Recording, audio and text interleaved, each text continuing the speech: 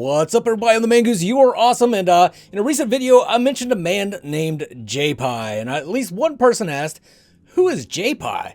And I know if one person asked it, then there's several others that probably thought it and just didn't put it in the comments. So today I'm talking to Jpie.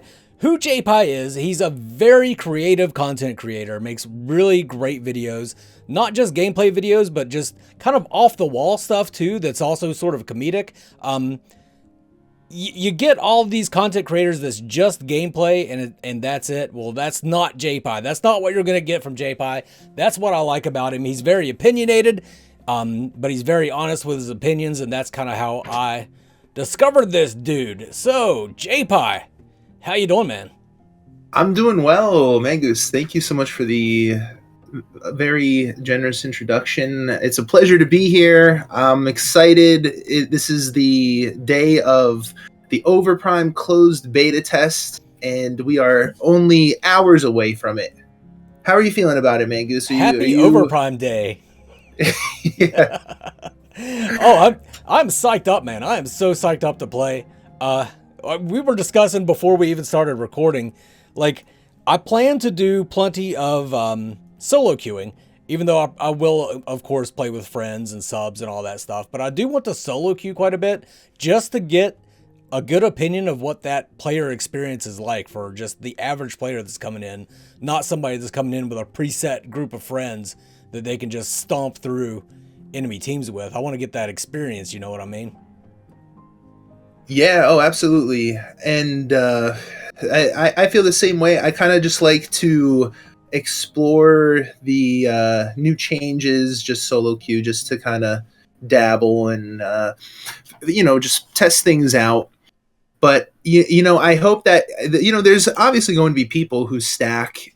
And I think we'll probably find out throughout the course of the stress test if the MMR system that they mentioned is going to account for that. Because it'd be quite cool if you would have 4 stacks against other 4 stacks and whatnot. Because I think on that end, it could be really beneficial. But we'll see. We'll see how it unfolds. Right. And then towards the end of it, you got Get Through Gaming is going to have their tournament. I think that'll be interesting to watch too. Like, people that practice all throughout the CBT and then have entered into this tournament, how they're going to pair off against each other. Because I think that's one of the problems I had with Overprime in the past, is when you have 2 evenly matched teams, the game seems to drag on forever. Like, it's supposed to be a quick matches, and you definitely have some 15, 20-minute matches, but I also had like some hour and a half matches of Overprime during the last closed beta test. Oh yeah, absolutely. I definitely think that part of that, I can't speak for you. I've had the same kind of drawn out match, and part of it was, I think the overall skill level of the community still is at an early stage. So I can tell you one situation that happened was my team, we picked off 3 of them, got Orb Prime and dunked it. And then nobody went with the Orb Prime Guardian to push mid.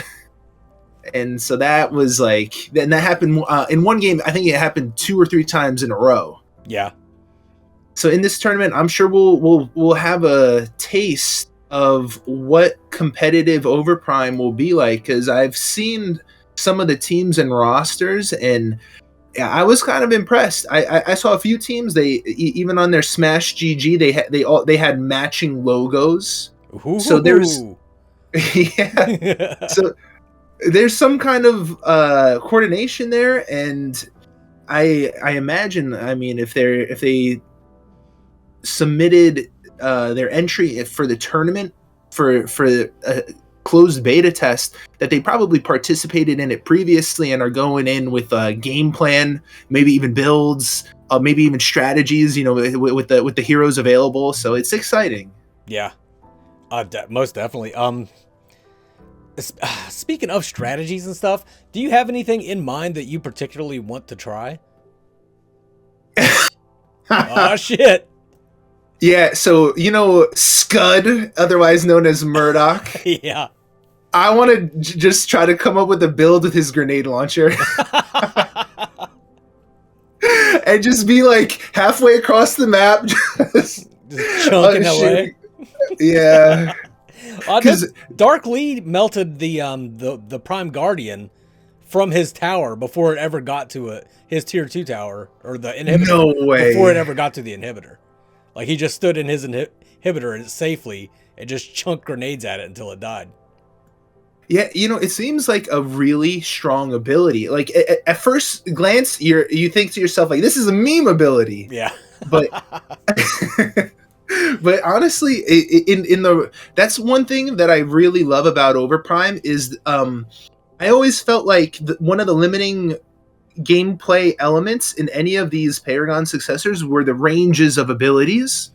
And, the shorter a range is, the kind of less interaction there is, because it's kind of like once you're out of auto attack range, that's it. You basically can't hit 95% of abilities. Right. But with Overprime kind of takes that and throws it in the trash, because you have some abilities that just have a ludicrous range. Rampage's Rock is another one that you could chuck well across the map. Phase's Lance is also really, really far, but that one has always been pretty far. But I can't wait to see what else. Like with maybe with some of the new characters, will have some ridiculous ranges, or even the returning characters that have yet to appear. Do you think there's going to be some new characters in this closed beta? No, unfortunately, and I'm rather disappointed. I was really hoping for at least one additional hero, at least one, but they haven't hinted at anything, and there's no sign that there's going to be like any kind of new hero, sadly. No, not really. The one thing I will say is that they offered the pre-download, and people could pre-download the game. I just had to update because I'd already had it downloaded from the last CBT, and it was only a 3 gig update, but that's 3 gigs. There could be a lot of stuff in there. Like, we know that the item art has been updated, but that's not 3 gigs worth of data, just item art, you know what I mean? So maybe they got some surprises up their sleeve. Oh, I hope so. That would be awesome. That would be just on that point too. That's cool to see that they have like a patcher. Like, it's a lot of times when you play these beta tests, alpha tests, whatever, you have to completely re-download the client in order to get it to work. This just worked off their old client. Like, I didn't have to uninstall and reinstall Overprime. I just had to patch it, it's nice to see. I mean, that's a small thing, it seems like, but their ability to patch the game is really nice. It means that they'll be able to patch mid CBT if they need to. Oh yeah, they even make mention of that in one of the announcements, that they might do some kind of maintenance mid CBT. But think about how far Overprime has come. Back when it was Overthrow, and you had to go to the Google Drive to download, and it was peer-to-peer, and now you have the really nice client. And not only that, they made mention of this in the most recent devlog, that I think in the previous CBT the total game was 19 gigabytes. Hold on, I have it written down here. It was 23 gigabytes in the previous closed beta test, and they got it down to 9 gigabytes, or a little over 9 gigabytes. Oh, nice. Yeah, and it doesn't seem like a huge deal, but it goes hand in hand with what you're talking about with the optimization. And this is also really awesome because a lot of low-end PCs now are going to be able to play in this closed beta test as when they couldn't play in the last one. Right. That's when they put out their minimum system requirements. Those were laptop specs that they put out, so you should be able to play Overprime on a decent laptop, I would guess. Yeah, I absolutely, and it seems like they want to continue to try to just optimize and have the broadest reach, which is a necessary ingredient for a game to flourish, like, because you can just think of League of Legends and Fortnite, and one of the reasons why they were so popular is because they could just be played on pretty much anything that runs. Yeah. Just, Hopefully they're able to achieve that. Yeah, for sure.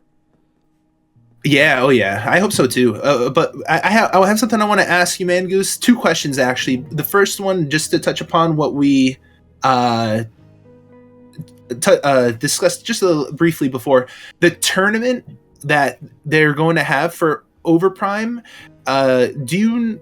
Because I don't even know when that is officially. Do you know the date and time that they're going to be broadcasting that tournament? It's May 7th. I'm not exactly sure what time. Ah, okay. So that's going to be well into the closed beta test. Yeah, it's like the last weekend of the closed beta.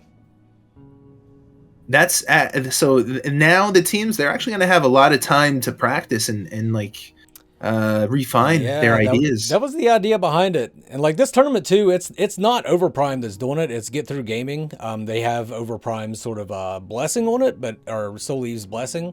But yeah, this is kind of a beta for them as well. Like they want to start doing like a lot of Overprime tournaments in the future. This is them sort of testing the water, seeing how well they can run this production. I see. Well, I wish them the best. I'll definitely be tuning in. Well, maybe if I'm not playing myself, but you getting the band together? You getting the team together? Oh no. I've asked. I've been asked, and I said I'd be down to play, but just for fun. Yeah. But I would love to just. I know that there's some teams in there that are aiming to win, and I can't wait to see what they bring to the table. I can't really say what capacity I'll be functioning in. However, I will say that I'm not going to be able to participate in the tournament, but I will be part of the tournament in some way, shape, or form. Oh, very cool. You'll find that out later on, I guess. I don't know how much information I'm allowed to give out about stuff, so I'll keep that a little bit on the D-low. Yeah, better safe than sorry. Yeah. Oh yeah, and you had a second question before I launch into mine. Yeah, no. You go. What's your question? Well, mine's going to be. This is something that's been on my mind a lot recently. What do you think of the execute mechanics in both Predecessor and Overprime?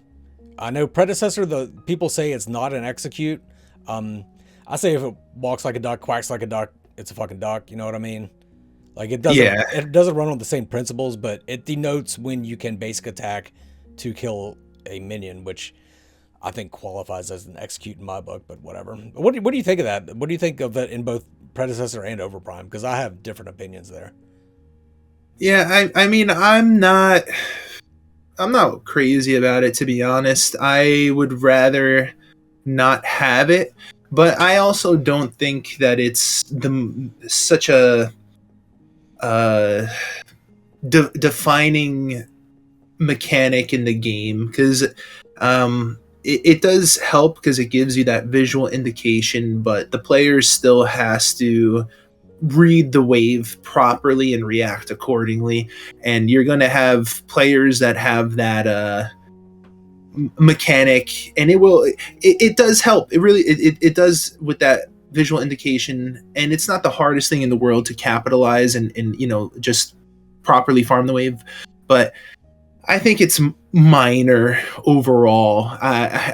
Because I just think that games are, for the most part, not going to be decided on something like that. It's just like one small element to kind of it's not going to affect expert players much at all, and it helps the newer players get it helps to carry them along a little bit. Right. What are your thoughts on it? I really dislike it in Predecessor. I don't like it in Overprime, but I think it fits more with Overprime because they're trying to make a more of a simplified MOBA, if you know what I mean. And I think a lot of this stems from my expectations of Predecessor, and that's not fair to them for me to criticize some of the mechanics they've introduced based on what I expected from the game. Like, I've got to view the game for what it is. What I was expecting from Predecessor was like a more like Legacy Paragon, very deep MOBA sort of game. But from their jungle and from this execute mechanic and stuff, it feels like they're giving players stuff that we had to earn in Paragon. You had to earn your way to that, to knowing that you were supposed to last hit, and then mastering on different characters that knowing, just like, it seems stupid. It seems silly to just be able to like look at that little smidgen of health and know exactly when you can shoot it. But that's a skill that you develop, and it gives you an edge on other players, and you feel accomplished. I just think it takes away a little bit of player agency whenever you give people that green, or I guess red, not a green light, but a red light to kill the minion, because it kind of feels like if a very extreme example, but like Elden Ring, like how much fun would the bosses be if you could just, if they gave you like a massive weapon to just cut through the bosses? It wouldn't be fun. Yes, it's frustrating to have to learn how to last hit, but the reward from learning how to do it and then executing it well, I think, is a better payoff than what they have right now. Yeah, I agree with your points, because I'll tell you what, when I was learning Paragon, I really put a lot of time and effort in perfecting last hitting, because I thought that, it suited my play style. I like a more macro oriented approach where I want to be, whatever's happening on the map, I want to ensure that I'm getting the necessary farm that I need, and it definitely was more impactful before having the execute indicator. And I would love to have a middle ground where, maybe in unranked modes they have that on, but in ranked modes it's taken off, because then it's like you are able to, at least to some degree, satisfy both the expert players and the beginner players. And it does, ultimately, if I could choose, I wouldn't have it there, just because I as you said, I want more influence and control to be in the player's hands, and it does streamline last hitting. Whereas, as you know, in other MOBAs, last hitting is crucial, and it's a skill in itself, and it does make this skill less impactful having that. Right. I'm sorry. No, go ahead. Because you also touched upon something that was a big problem with Pred, which was the jungle is definitely easy. With most heroes, it was kind of just like you burn through the jungle, and there wasn't any kind of risk or damage, or I don't know how to put it. It was just kind of, you would autopilot in the jungle and then proceed to gank, and that it didn't seem that good of a system. I hope they make some tweaks there. Yeah. Oh yeah. Let's see. Somebody in chat said Pred's map sucks. I think I like Pred's map, actually. I like it better than Fault's map for sure, because Fault's map is so narrow that it really promotes these like 4-man ganks into duo lane just constantly and stuff like that. Overprime is it's a pretty wide map as well as Predecessor's map. It's more recognizable to me because it's the legacy map, just on in like a different game. But I don't know. I don't think Pred's map sucked personally. I kind of like their map. Definitely better than Fault. There were some problems with Pred's map. Like a lot of the corners, like the way that the map was designed and wrapped around, minions, if you were coming around the side, minions would come in and body block you because they would hug the edge of the wall where you're wanting to run. So there was a few problems with their map here and there, but I don't know. I don't have really many problems with Overprime's map. I certainly don't have a problem with them removing the tower. I thought I was going to absolutely hate that before the last CBT was them removing a tower, completely removing one of the towers out of the lane. I feel that that first tower is beefy enough that it kind of makes up for having to plow through 2 towers. Yeah, and I like the. I know some people complained that it should have a tier 2 tower, but I think that it works with the Overprime's map, and with the way that the lanes are structured. I like it quite a bit, and it's well, you have now in terms of utilizing the height and Z-axis in these games.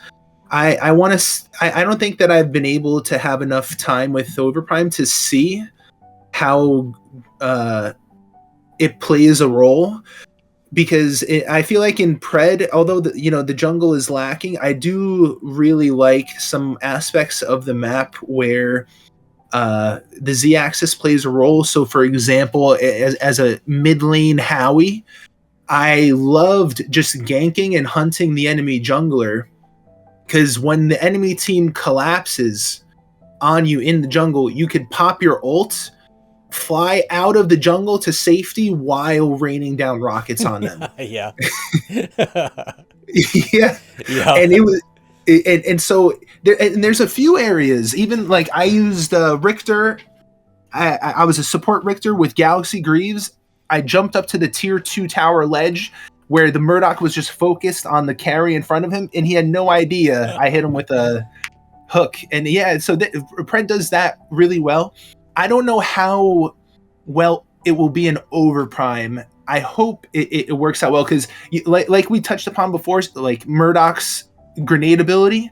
Like if we just take a look at the tier, the inhibitor in the middle lane, you have like these stair cases that go so high, and it kind of like the opportunity is there to really unleash the ranges of these abilities. And I just hope that it translates into people actually doing so, because sometimes like we had these heights in Legacy, and I very rarely ever saw anybody utilize this. Really? And yeah, like sometimes they would just run up and throw one ability, and then that's it. But I never really saw it. I always felt like it had unrealized potential. I realized the dog shit out of that potential when I played back in Legacy, especially with the Fae.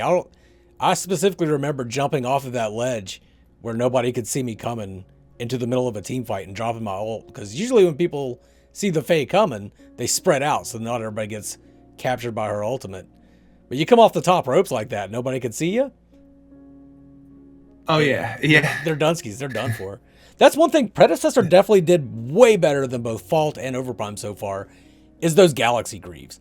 They had an item that actually takes advantage of it being a third-person MOBA. I've been saying that for so long. All of these games need items or something that denotes it as a third-person MOBA and take advantage of that Z-axis. You can't just be able to look up and call it a third-person MOBA.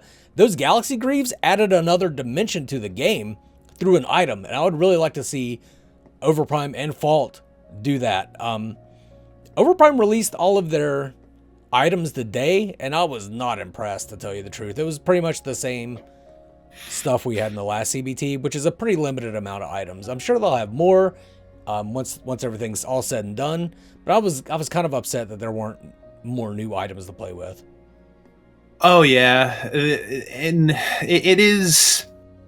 I think that they will eventually add newer items, and I think you're 100% right in terms of itemization. I think Predecessor is leading the pack, because now Galaxygreaves, like a lot of from what I heard the testers say, they feel like it's a meme item and stuff like that, but I loved them. I don't know about you, but like I was a Bellica support with Galaxygreaves, and you can just make it just took the gameplay and made it so fun. I mean, I'm dodging Richter hooks by jumping. They're like the fact that you can utilize height with characters that normally can't. Yeah. I was in the jungle being chased for like a minute and a half until they just gave up and walked away just because stunning, jumping. It was a blast. And though if whatever successor has those types of impactful items, it's going to be huge because it takes the gameplay formula that we all love and just brings it to a new height. It unlocks a more of an ability to do cool shit, and that's what you want in a game, is the ability to think this. It would be cool if I could do this, and then you're able to do it. And like for predecessor, I saw those Galaxygreaves and what they did, and then I saw the support item, the upgraded crest that allows you to dash forward and pull people towards you. And man, yeah, I made crazy use of that. Like jumping over a wall, like you jump up and then just zoom straight down into them, pull them into you with Richter, and then just take a step back and you hit them with with your ultimate. Like you could do all kinds of cool shit just comboing those two abilities together. And I'm sure there's a lot of other stuff they can do too. Those crests, I was pretty impressed with the crests in predecessor too. I really liked the crests and getting that option for 3 very different play styles. Oh yeah, and that kind of also, I think it lends itself well to build diversity, because you can have like I would have a strategy with the one item where if you activate it and die within the next 6 seconds, you res. And then I would have a completely different kind of build and strategy when I would use the crest that would just like create an icy ground where you attack faster and I think the enemy gets slowed. Yeah. So and then I didn't even have ample time to explore all the mage oriented ones. Those ones seemed like really interesting. I think one of them was like you I think depending on assists and kills or even last hits, you get stacks of magic power. Mm-hmm. And I don't even know if there's a cap on that. So I think that there's a lot of cool things in predecessor's item pool, where I remember in one of like the earliest stress tests, maybe was it the one where with the servers failed for pred?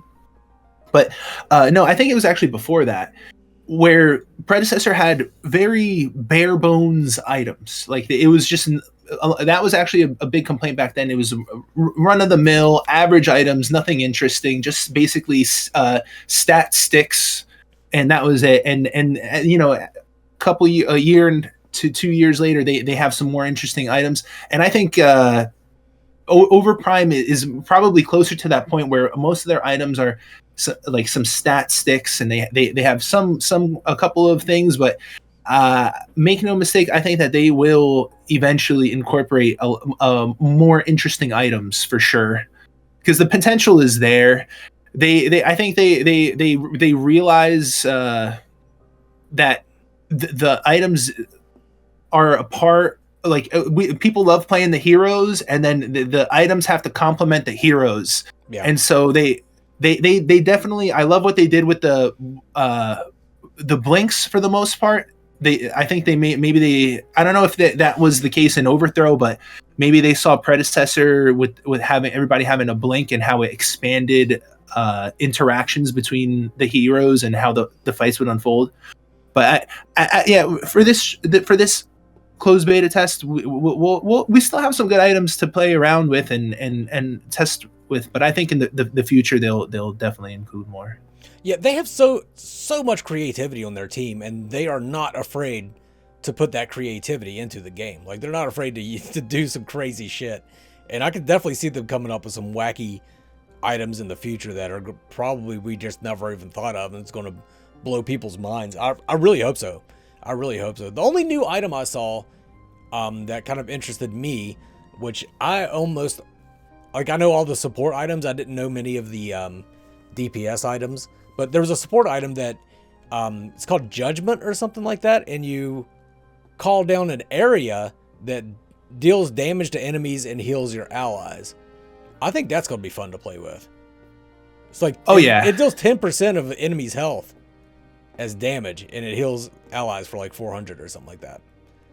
Yeah, that item I did see too. It was in one of their. They posted. Yeah, it was in that post that they released like yesterday or 2 days ago with all the items, and I think that item was in the previous closed beta test, but I remember trying to utilize it, and the visual there, it wasn't that like I used it and I couldn't exactly tell if I landed it or not, but I think that item is going to be fun for supports. It kind of is, it's not your typical support item, and I like that. It's a little bit offensive, defensive, and there's a few cool ones. I think that there I'm trying to pull it up here, but the support item pool seemed like it might be the most developed. Because I mean, the main item as a caster that comes to mind, and the only one that I could really think of is you have one with a stasis. That's one I'm going to be utilizing often. You have one with like a spell shield, which is cool, but it's like pretty standard. Their items are pretty standard. The one thing I think their items are definitely missing, and I looked through so many items, and maybe I just missed it, but I didn't see any form of like blight, trauma, whatever sort of healing reduction cards. Ooh, and they have Rampage in their game. Like, that was the only way to stop Rampage in Predecessor, was to build Blight to calm down his fucking ultimate. Yeah, I don't know if his ultimate is gonna be as wild as it was in Pred, but if there is no kind of blight, then that could be a really annoying, because you're right. In Pred, I think I lost every single game where there was an enemy rampage and we didn't have blight. And even then, when we built blight, if I had the blight and I got engaged on and taken out first in the fight, it was just they would roll us right after. So I mean, I hope that there is some kind of blight, because it just makes me think if there's not, then maybe when they tested it, it didn't seem like that big of a problem. But I don't know. Yeah, I guess we'll find out if we're hurting for blight during this CBT. Maybe that's something they could patch in. Yeah. That blew my mind too in Predecessor, how many people just didn't realize that there were anti-heal items. And it was crucial for Predecessor, because you had Chimera, who was really easy if you had Blight. Rampage, still pretty tough, but not nearly as tough if you had Blight. You had carries building just crazy lifesteal, and nobody building Blight. It's like, come on, guys. Like, that's just inexperience from the community, though. Yeah, it absolutely is. A lot of people like picking up the game for the first time, and I definitely think that's something that will, people will pick up on as time goes on. Because a lot of people complain that Rampage and Pred was the most OP thing, and I didn't feel that way. I mean, I could see how he was succeeding. But I just also thought most people who lost, or the newer players just picking it up for the first time, didn't realize about the blight mechanic. One thing that I found interesting about the Pred test was I expected Kalari to be a character that people considered overpowered, and I thought she was going to succeed a lot more than she did. I mean, from what I didn't think I heard anyone complain about Kalari, and I felt like she's one of the stronger characters. I think she was by far the strongest character, just nobody had time to learn how to play her, because her kit was absolutely busted in Predecessor. But every time I went up against the Kalari, I was like, oh sweet, free kill. Didn't matter who I was on. It just, people just didn't know how to play her. Yeah, and there's a particular flow to Kalari, but I remember playing one of the testers and it was brutal. Even like they were utilizing, how she has her mark, and they were utilizing the fact that you could apply it with a knife. And it was just like they did that so well. And yeah, she's a monster. Absolutely a monster. And but I think that's one of those things that once people, again, once the community kind of this overall skill level develops, then we'll be finding out some heroes are going to be more prevalent than others. Yeah, I'm interested to see how the community is going to react to Overprime with 11 days of it in their hands, because you get these weekend tests and it's very honeymoon, like very. You don't get over the newness. Like, it's just fun. You're just having a blast. After like 5-6 days straight of playing it, I think people are going to start noticing some of the flaws with the game. But I think that's good for Soul Eve, that they want people to find those flaws. But nobody's going to report them if they're just one weekend and they don't really have to worry about them so much. You know what I mean? Plus, people are just going to learn how to play the game better over those 11 days. And I think it's going to become more and more competitive as time goes on with this CBT. Oh yeah, I couldn't agree more. A weekend is not enough, I think, like, I don't even believe I have an inkling until maybe I have like maybe around 60 hours put in. So I try not to I want to keep an open mind. And with this stress test being, or not stress test, closed beta test being the longest one I think we've ever had, we're going to see that put to the test, because I don't think any other, like, Pred has never had one this long. And no game is perfect. No game is perfect at all. So we're going to see. Part of the problems that I try to anticipate with Overprime is more so the travel mechanic and the layout of the map. That I'm sure that there's going to be problems with, like, some heroes being stronger and items and combos, but I just think it's crazy that you know, say you're in the solo lane, right? Mangoose, you're in a 1v1 in this solo lane, you're doing well, you're farming well, and then all of a sudden all 5 people are in your lane. Yeah. Just like that, because that in Overprime, especially in a competitive environment, like a ranked environment, all they need is maybe 10 to 15 seconds, and you'll have the whole team in your lane potentially. Because you got duo just going to take the portal, and then it's a 3v1, and then you have mid rotating over to a 4v1, and then the jungler making it a 5v1, and it could just be like, would a ranked team want to do that? Probably not, but the potential is there. So. Bro, like, what I can imagine too is, like, a more experienced group of players just immediately buying their items, rushing down to duo lane, and getting in that bush. So, like, these poor inexperienced players that have never played Overprime before just doop walk up to the minions, and then all of a sudden there's all 5 people with all of their basic abilities unlocked, just crushing them immediately. Like, that's going to happen, and somebody's going to uninstall right then and there. Yeah. They're like, fuck this game, I'm out. Yeah, it's gonna happen. Oh, and you better believe it's gonna happen in the tournament too. Party bush, baby. You gotta have the party bushes. I like that that's a thing in Overprime. It was a thing. Me too. It was a thing in Paragon. It was a thing in Legacy Paragon.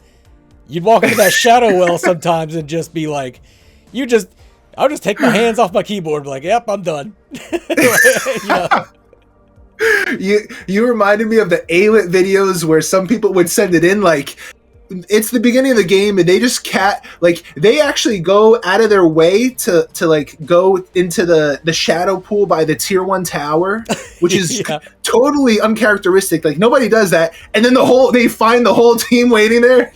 Yeah. Those clips are hilarious. I hope these games bring Alit back. I've been saying that for a long time. Like, I tried to do videos like he used to do. No fucking way. That takes like a special kind of mindset and talent. I cannot do fucking Ailett style videos. So I'm hoping he comes back. That would be amazing.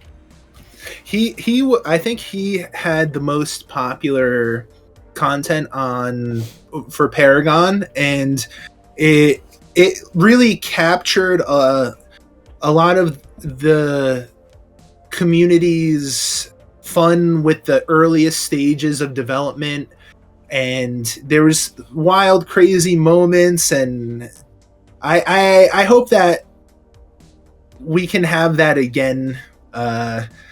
Maybe, I don't know if it's Ailett or somebody else just compiling the videos, and it could be like crazy Overprime moments, predecessor moments, stuff like that. I'm sure somebody could do it. Somebody could do it. It's not gonna be me. I'll tell you that right, goddamn now.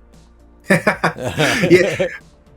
Yeah, you know. Oh, speaking of which, that we can segue into this, because it occurred to me recently. You know what I think is critical to the success of any of these projects? Of versatile and fleshed out replay system. Yes, 100%. Because think about it. Ailett would have never been able to make the content he could, or he did, without having the ability to boot up the match, the exact match, and manipulate the camera around the way that you could in the Paragon replay system. And by the Paragon replay system had a ton of problems too. Don't get me wrong.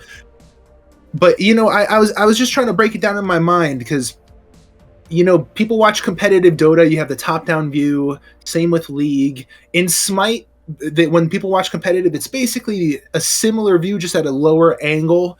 And I think for this game to have how should I put it? For this game to have the best viewing experience possible, I have a feeling that we're going to need a dynamic camera that the commentators can manipulate and move around as the match progresses. Like, yes. Hopefully it could be in a live environment, because I don't know if you remember, they had that, but it was kind of like only available during the replays that already passed. But I do think that with this kind of game, Smite is on one level. This game is not. So you need that kind of freedom of movement, because you could see it makes sense for Dota and League, but with this game, it needs something else. Right. Exactly. Yeah. And having that zoomed in viewpoint with the Paragon style spectate mode, it adds to the excitement and the immersion whenever you're watching the gameplay. Like, instead of just having a top-down view like it's an isometric MOBA, then you might as well just watch League of Legends or something. Like, when you watch Paragon, you want to watch Paragon. You want to have that third-person perspective right alongside the player, see what they're seeing and see what they're doing. I'm surprised none of them have some kind of spectate mode or replay system yet.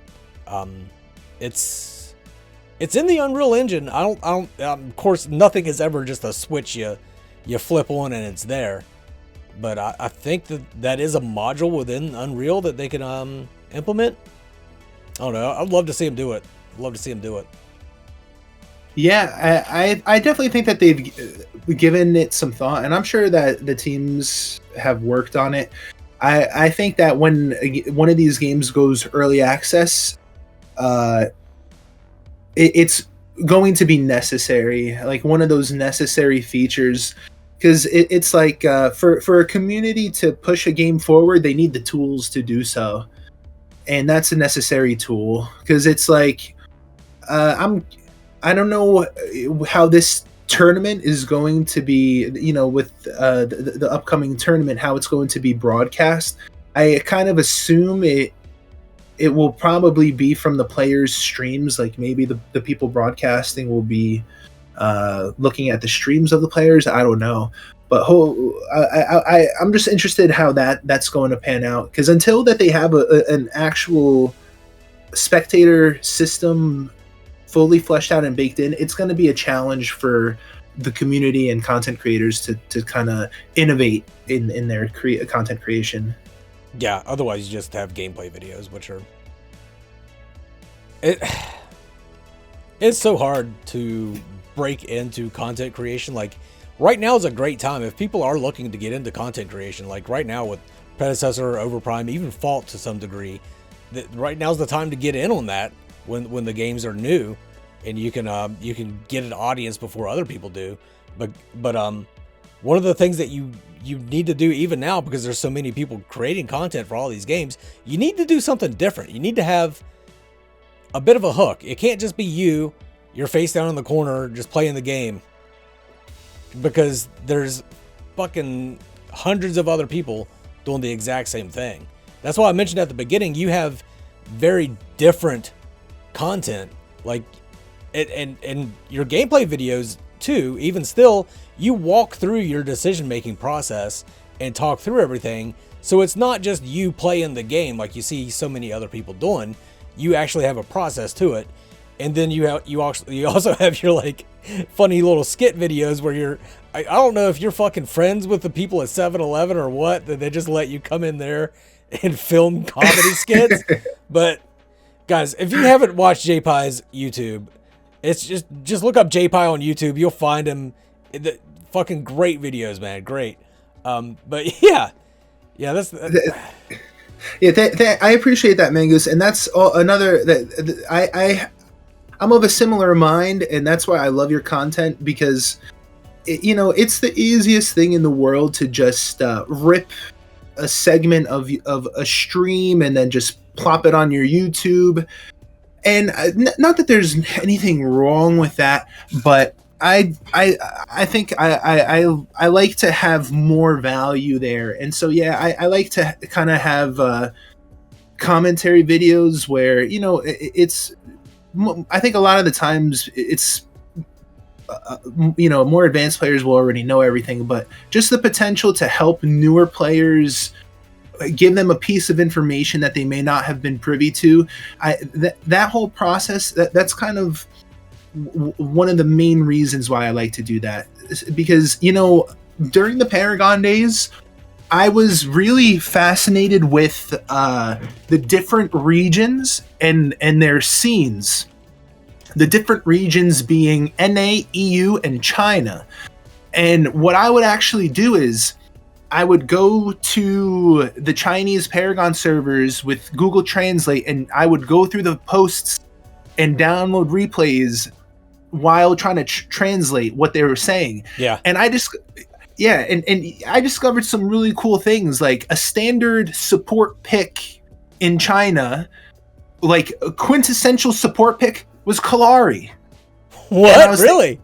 Yeah, and I was thinking like, what the hell? How does that make any sense? And so I can never find like an ample explanation. I can only see the replays that I analyzed, and it seemed like it lends itself to an extremely greedy type of play where the carry is well aware of the strategy, and the Kalari basically assists the carry every now and then to kind of give him some breathing room. The carry essentially solo farms while the Kalari support steals the jungle.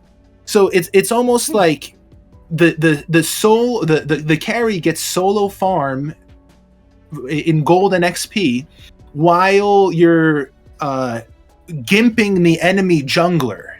So it in a way you kind of help out your jungler too, because when the enemy jungler rotates to try to farm his own jungle, it's already gone. And so that's at least what I've gathered. And then there's also obviously the free ward clear and stuff like that too, which vision is key. And I was trying to expand the horizons of NA. And yeah, as you already know, that didn't go very well. I imagine not. Yeah, I think I queued up maybe support Kalari like 11 times total, and I never got into a game. It got dodged every single time. Like somebody would. But you know that mentality aspect, I always found it fascinating because so if you were playing in China and you did that, nobody would blink an eye. But in NA, it's unthinkable, and so I can't wait to see how the scenes develop in these games too, because there's going to be differences like that. I tell you what, man, if you want to Kalari support for me, I won't dodge. We could group up, and we could do this. I'm down. The other duo I want to do, and I'm going to be doing this with Raven, is FaZe and Cynthia and Valora, FaZe and Bellica, because Bellica has her mana drone that saps mana, FaZe has her link that saps mana. You can just starve their support out of mana and then just run roughshod over the enemy. That's what I'm hoping for. That's how I'm expecting it to work. And then of course, like it with Bellica's ultimate being based on the percentage of mana missing, that'll set her up for very easy kills. Oh yeah, you know, I can't wait to see some of the combos, because now where Kalari in particular as a support, it was possible in Paragon. I think it could be possible in Overprime. In Pred, it's not really possible because of like the way that the crests work and everything. Mm-hmm. But there's going to be combinations like that in Overprime, and I would totally be down to try. If you want to come up with something quirky that you feel like might work, let's do it. Well, it's too bad they don't have Narbash anymore. The old Narbash FaZe combo used to be something else. It wouldn't work in Overprime, would it? Because FaZe can't even link to allies. Oh. You know, I actually saw Pred Tester do something like that in duo lane with Gideon and Steel. Now, you know how Gideon's teleport can carry teammates? What they would do is Gideon would teleport in on the enemy duo, Steel would follow immediately and stun them. Oh, God. And then yeah. And it was messed up because you could tell that the enemy duo was like, what the is even going on? That's great. That is great. I love when people do shit like that. I love when it works too. Like that shit doesn't always work. It's never going to work against like a really experienced team, I guess. But man, it's still that shit's just hilarious. Oh yeah. Shit.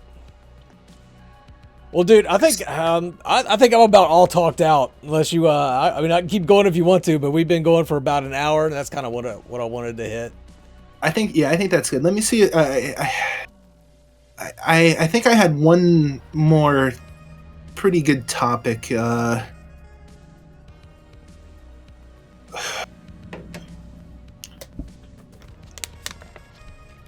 Because now I heard this from another video of yours. You talked about how Overprime is ahead of the curve against the other two with marketing. Oh God, yeah. Yeah, so why don't we finish on the topic of marketing? Because I also found it pretty fascinating. So one thing I want to point out during that interview, they were talking about how I think it was like 98% of the audience was like their Discord users, YouTube, their social subscribers and all that. 98% of those people were NA and EU.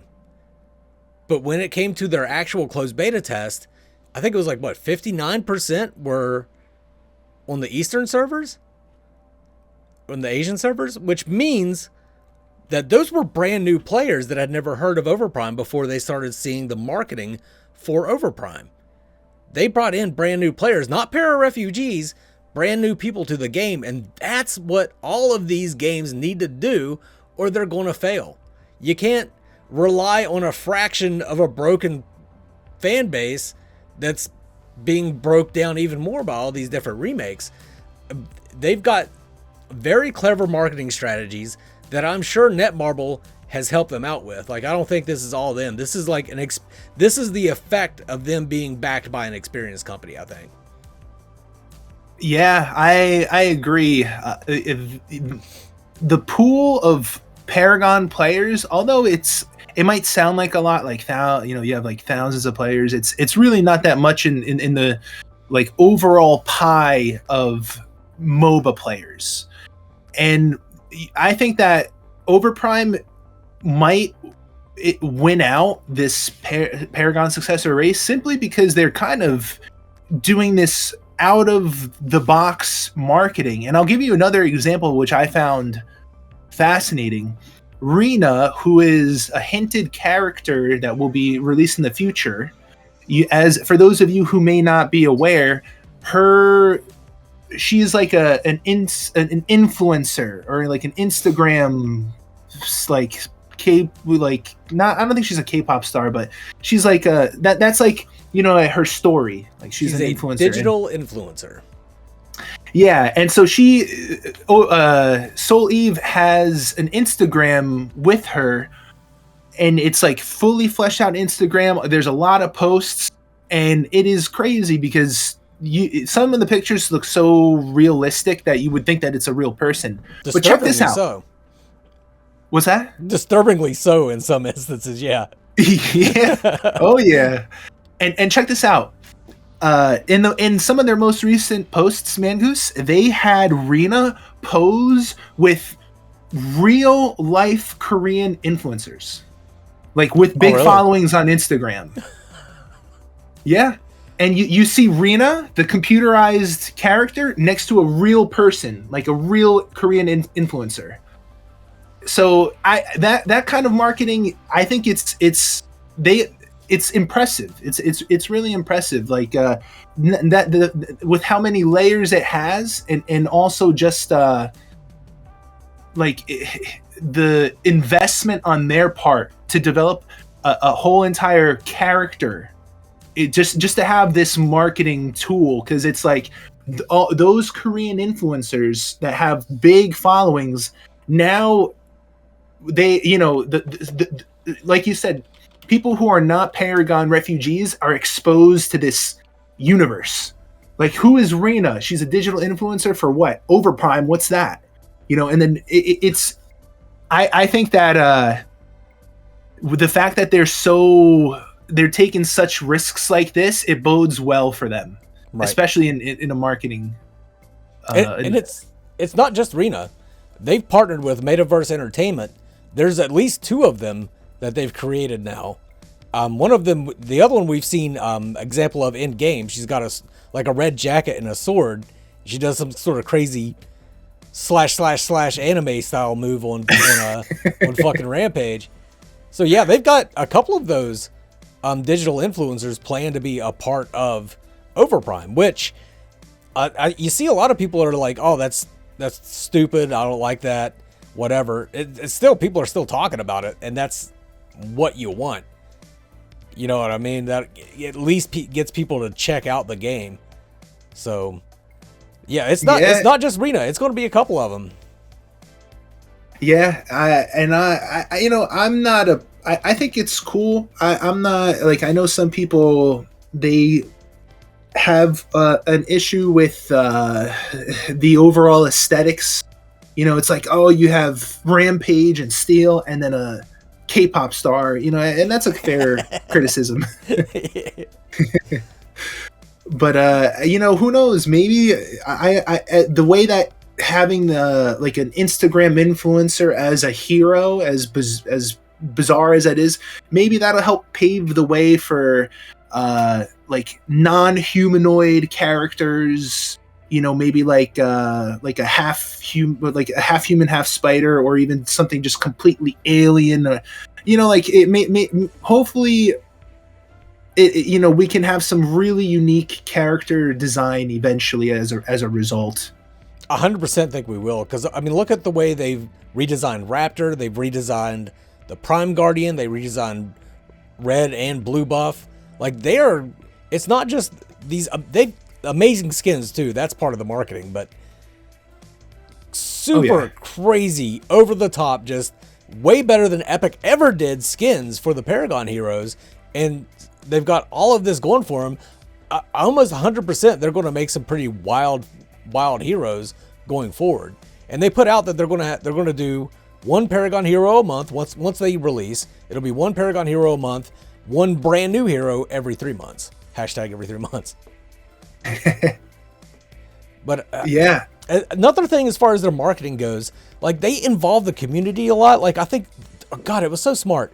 They were like, do a video of you adding Overprime to your wish list and you'll get like, I don't know. I think one competition, I forget what it was for, but it was $100. It was $100. You would get $100 on Steam, like the top 10 entries.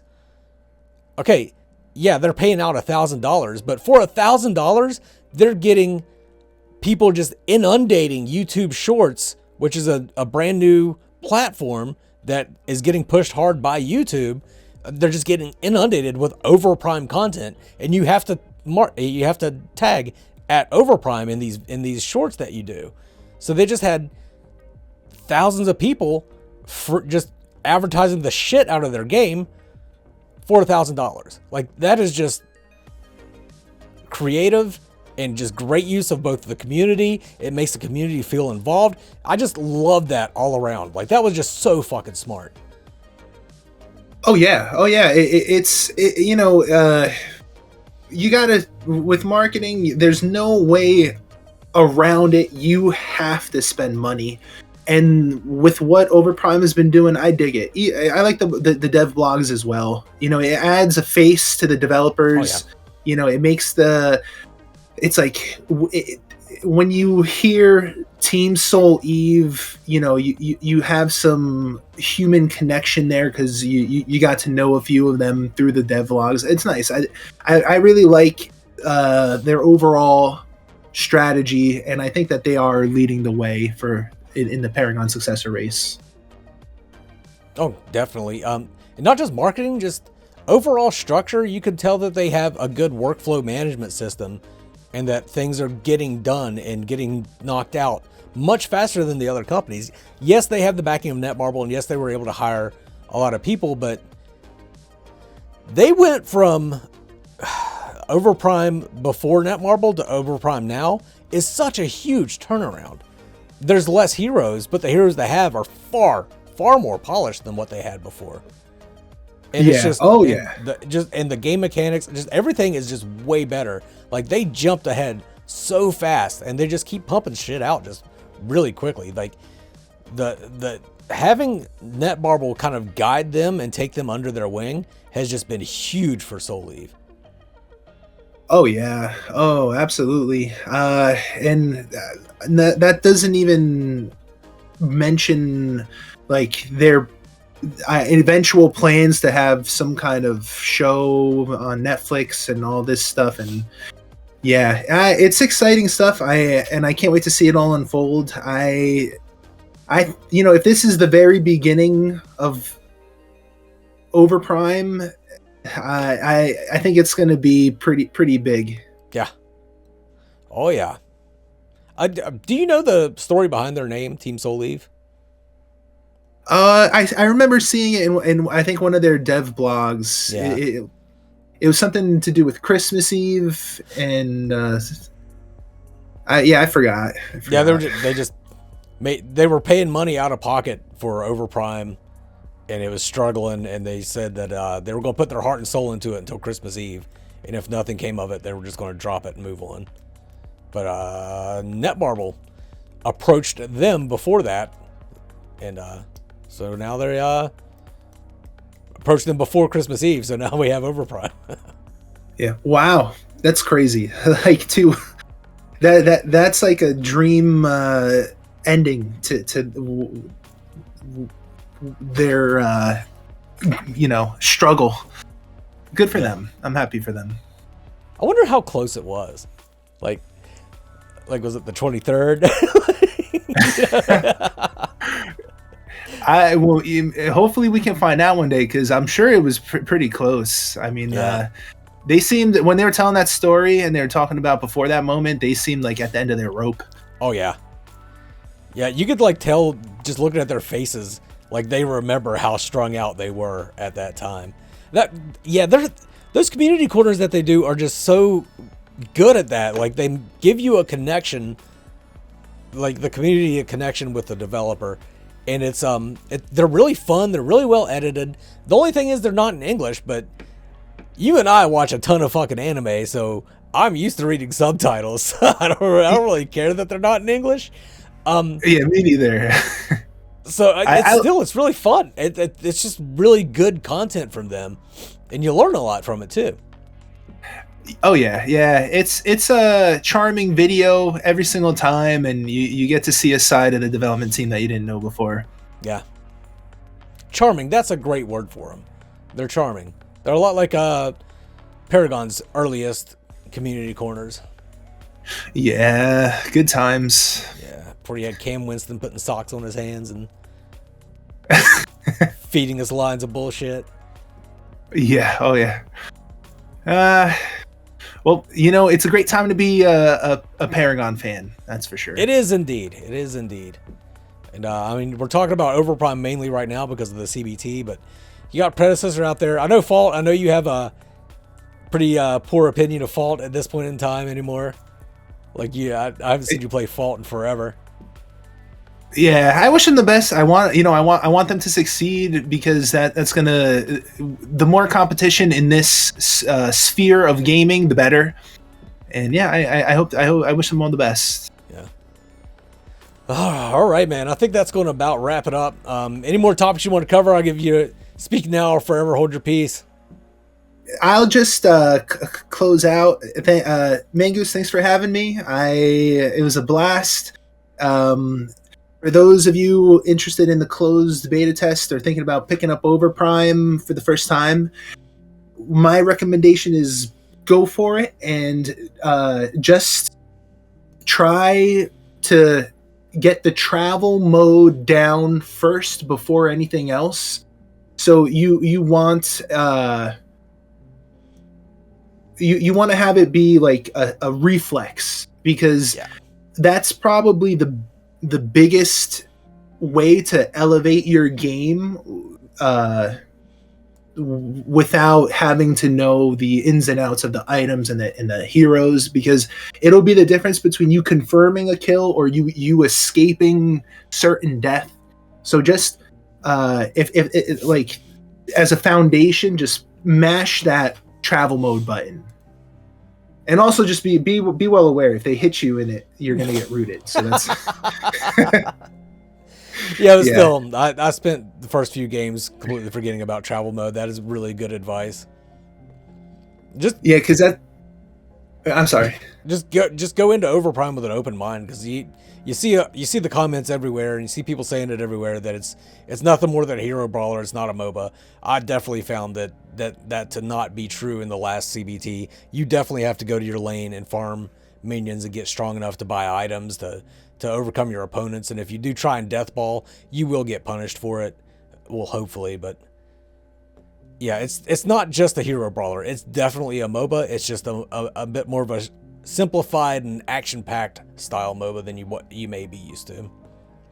Yeah, and also, if they recreated Paragon today, it would likely befall the same fate. So, the innovation there, give it a try before you knock it. And if you try it and it's not for you, then you know for sure. But there was something else necessary to the Paragon formula that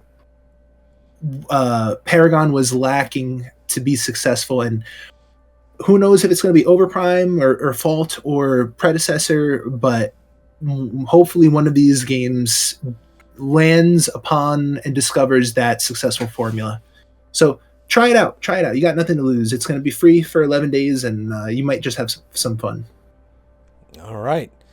Good advice. I hope you guys take it. I hope we see all of you out here in the Overprime closed beta test tonight. Starts at 10 p.m. Eastern Standard Time. If you are in the EA, there he goes. But yeah, that's gonna wrap it up for me. I'm going to go ahead and close it out. Jpie, thanks for having me on your Twitch channel. I'm probably going to turn this into a quick video before the closed